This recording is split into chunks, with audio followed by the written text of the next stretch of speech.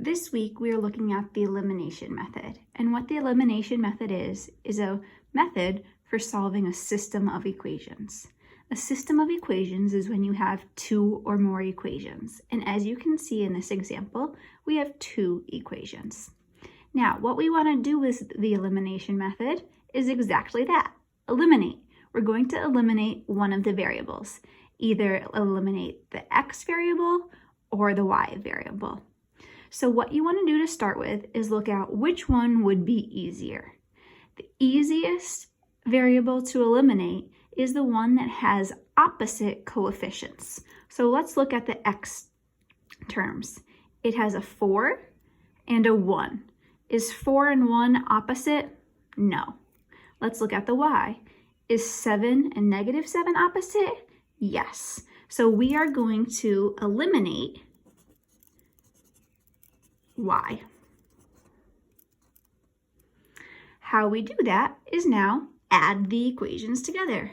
So we'll add them together and combine our like terms. 4x plus 1x makes 5x. 7y minus 7y will cancel, and we'll be left with 3 plus 12, which is 15. So we now just have one variable, 5x equals 15. How do I get x alone? We now divide by 5, so x equals 3.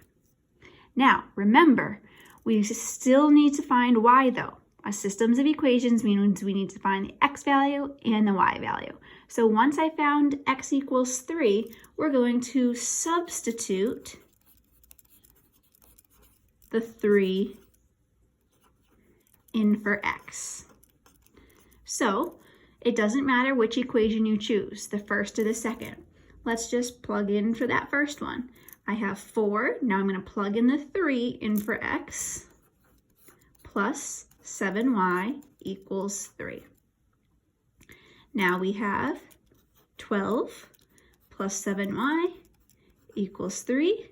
We will subtract 12, and we have 7y equals -9. Now, to get y alone, we will divide by 7. That does not divide evenly, so we just get y equals -9/7. Now, always write your answer as an ordered pair. So we have our x is 3 and our y is -9, and that gives us an ordered pair of 3, -9/7. And there's your solution. Let's look at a second example. Remember, our goal of elimination is to find a pair of opposite variables. Let's look. Are the x's opposite? -2 and 1. Nope. How about 3 and 2? Are those opposites? No. So in this case, we have an extra step we have to do, and we need to make a pair of opposites.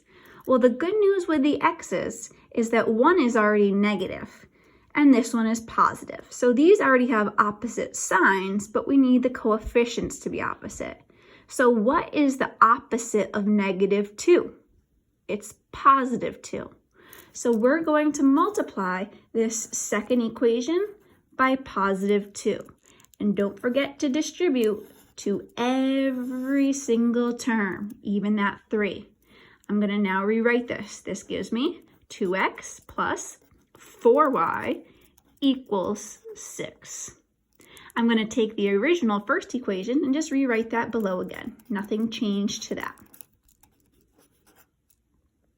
Now, just like we did with the last example, once I have a pair of opposites, so this time the x's are opposites, I'm going to add the two equations together.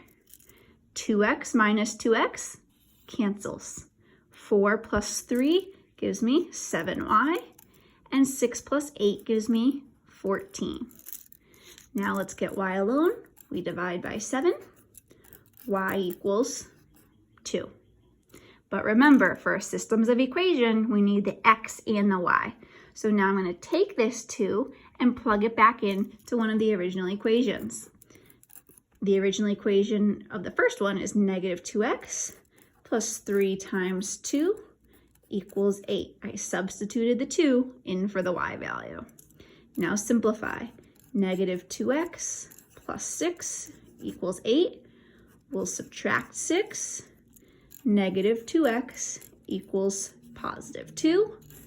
Divide by negative 2, and x equals negative 1. So we'll write our answer as an ordered pair. X value always first. So negative 1, comma, our y value is 2. And there's our solution.